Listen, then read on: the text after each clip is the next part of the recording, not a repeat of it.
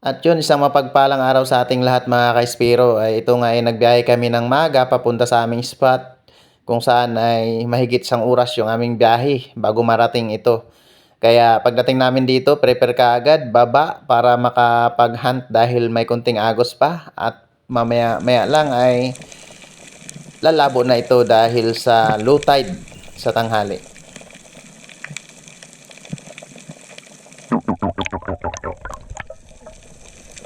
At yun nga mga ka-Spiro, pagkatapos ng ilang dive natin na nakapag-warm up na tayo, ay nagsagawa na tayo ng unang ambush natin dahil kampante na tayo at medyo maluwag na sa ating dibdib yung pakiramdam. Kaya ito, nakapag-antay na tayo ng isda sa ilalim. At ang unang target natin dito ay midnight snapper sana. Kaso lang, itong mga slick unicorn yung lumapit sa atin, kaya yun na lang ang tinarget ko para sa unang isda natin sa araw na to.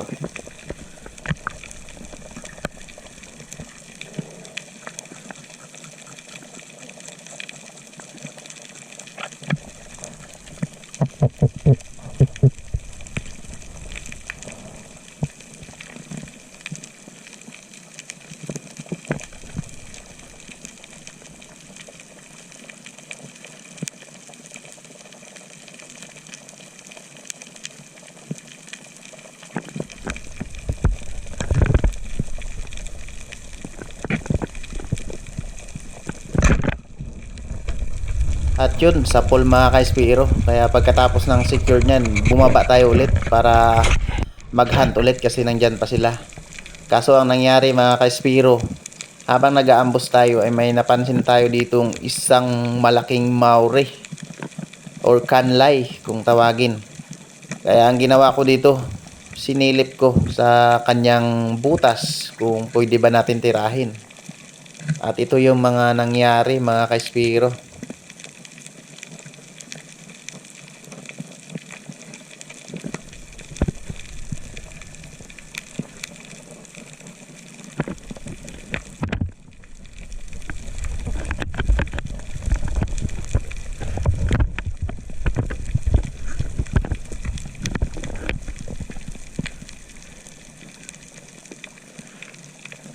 At yun na nga mga ka-Espiro, yung pinakamahirap sa lahat dahil sobrang liit ng butas na pwede natin siyang panain. Kaya ang ginawa ko dito, umahon muna ako para mag-relax at mag-isip kung titirahin ko nga ba siya. Kasi kung titirahin ko siya at hindi natin makukuha, baka mahirapan tayo mag-recover ng shop natin. Sayang naman yung shop.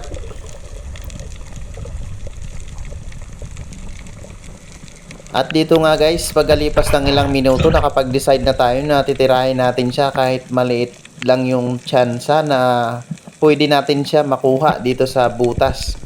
Kaya nagbaka sakali talaga ako dito na tirahin kasi sobrang laki talaga ng canline na ito.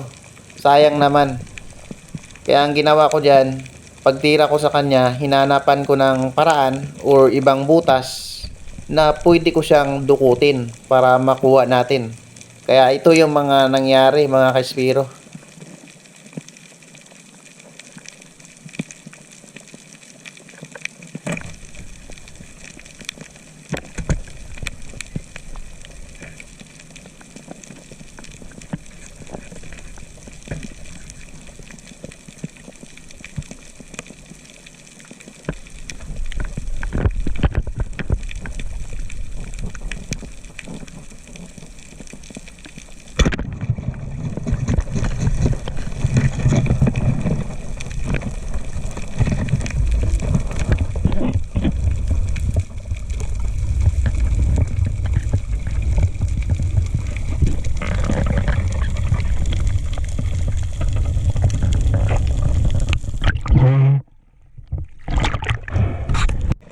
At natira na nga natin yon mga ka-Spiro. Kaya dito kinakabahan na ako kung ano ang mangyayari. Kaya iyan no, talagang pumasok pa yung chef natin doon sa loob. Talagang kinakabahan na ako kung makukuha natin yan. Kaya talagang todo isip ako dyan. Ilang pieces ko na binalik-balikan yan. So halos umabot ako dyan mga ka-Espiro ng sobra 2 oras para lang makuha yung ating shop at yung isda.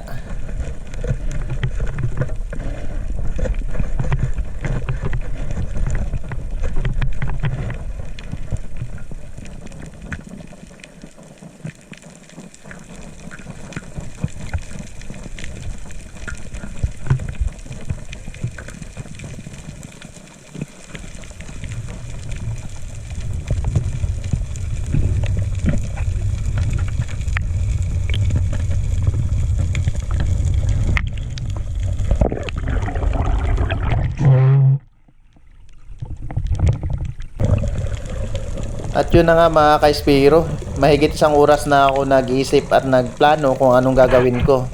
At dito nga ay naisip ko na sisirin dito sa kabilang parte dahil may nakita akong labo na dito lumabas. Kaya ito nga, pag drop ko dito ay nakita ko may butas nga dito mga ka-Espiro, at sinilip ko kaagad kung makikita ko yung isda. At dito nga habang sinisilip ko ay nakita ko yung buntot ng isda, kaya nabuhayan ako dito na ma-recover natin yung shop at yung isda. Kaya talaga mga ka-Espiro, hindi basta-basta yung tira ng tira sa loob ng butas, lalo na kapag baguhan ka at hindi ka sanay sa ganitong sitwasyon.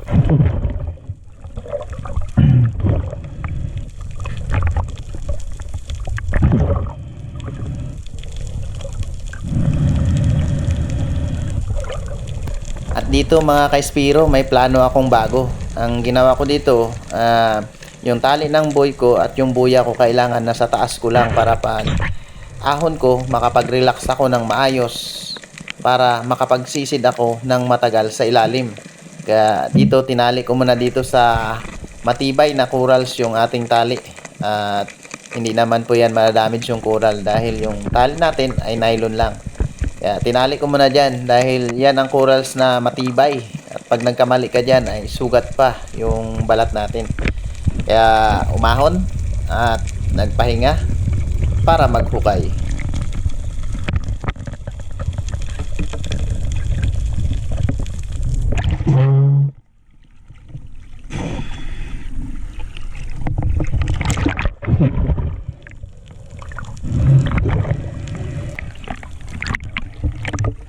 At dito nga guys, pagpahinga natin ng ilang minuto ay nag-drop na tayo kaagad. At dito ay pinasok ko yung camera ko at inopen natin yung flashlight para makita nyo guys na yung isda ay yun, nasa loob at nasa gitna. Kaya talagang medyo mahirap yung sitwasyon ng pag-recover na to. Kaya nagplano ako dito guys na bawasan ng konti yung kanyang butas or palakihan ng bahagya dahil kailangan natin ipasok yung ating bat ng pana para sungkitin natin yung isda. At yan na nga guys, dyan ay nakapasok na yung bat ng ating pana para sungkitin. Kaya ang ginawa ko na lang dito, ayan, binawasan natin guys yung mga patay na corals. Yan, tinanggal natin yan para sa ganon ay hindi tayo mahirapan at hindi tayo masugatan ng mga bato.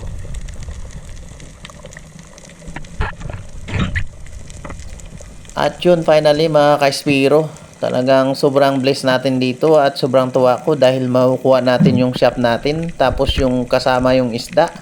At yan o mga ka-Espiro, nasa butas na at hilahin na lang natin. Grabe mga ka-Espiro, talagang sobrang tiyaga ko dito para makuha lang yung napakalaking canline na ito mga ka-Espiro.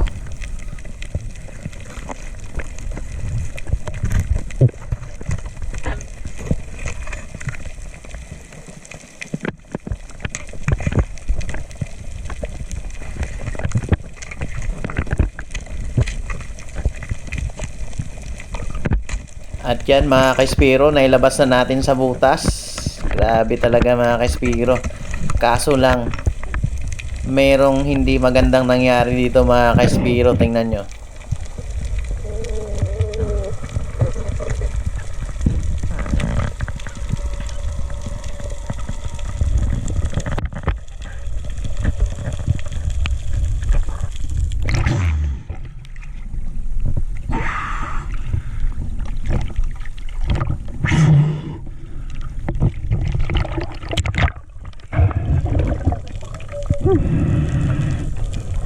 At yan mga ka-espero, habang hinahawakan ko dyan sa hasang, ayun, nakawala mga ka-espero at bumalik sa ilalim.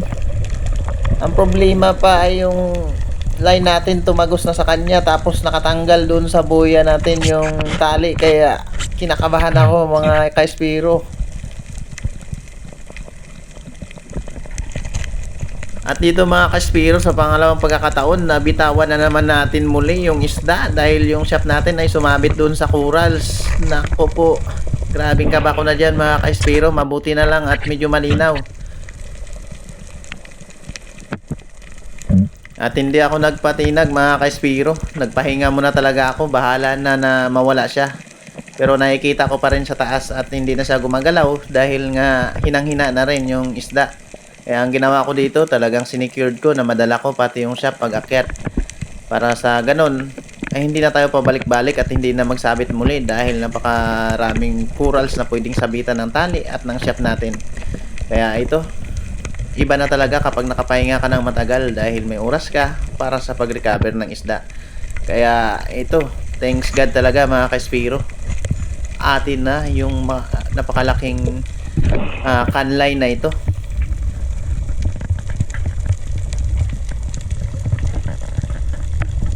Yun nga pala mga ka-espero, hindi nga tayo nakahanap ng mag-second shot dahil si Remark, yung dive buddy natin ay nasa kabilang party. Hindi naman kami nagkasama dahil kampante kami sa area na to at sanay na kami dito. Kaya magkaiba kami ng location ng pagdadive. Siya doon sa hantingan ng mga tangigi at ako naman dito sa mga territorial. Ito nga pala yung pinakamalaking Maori natin na napana mga ka-espero. 6.5 kilos po yan siya. At maraming salamat din sa kay Bro Patrick na bumili niyan. Talagang maraming salamat bro, malaking tulong. Hindi lang gaanong katabaan pero goods na. At dito mga ka-espero, tapos natin magpahinga sa bangka. At pag drop natin ulit, ito sinalubong tayo ng tangigi. Sa sobrang lapit mga ka-espero, hindi natin nakuha dahil hindi tumagos yung flapper. Sayang naman mga ka-espero, dagdag sana sa huli natin. Kaya itong nangyari, sigaw-sigaw yung pag-akyat.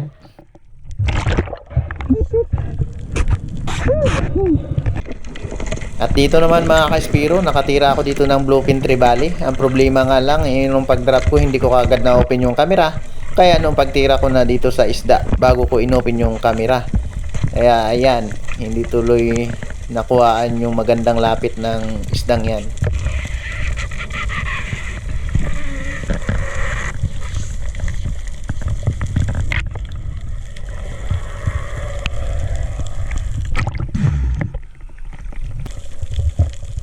At nang ma-secured ko yung isda na to mga ka-espero, ay nag-decide kami ni Remark na lumipat ng spot.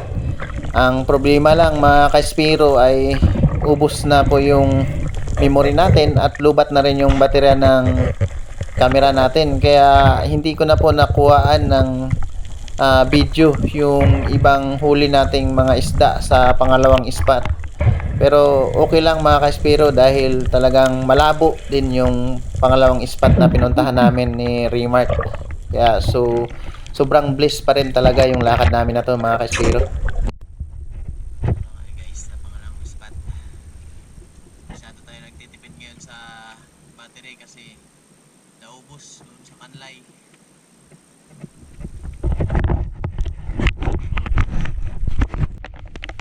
So yun guys, dito na kami sa tabi ni prepare na. Uwi na tayo.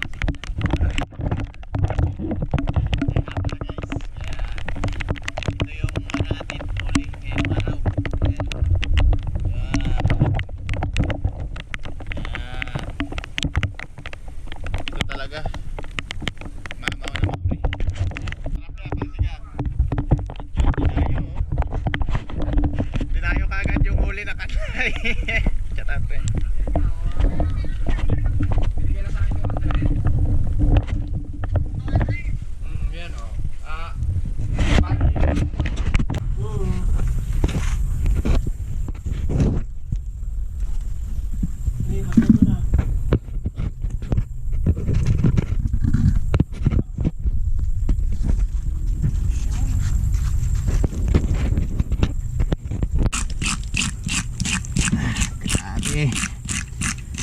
Langaw.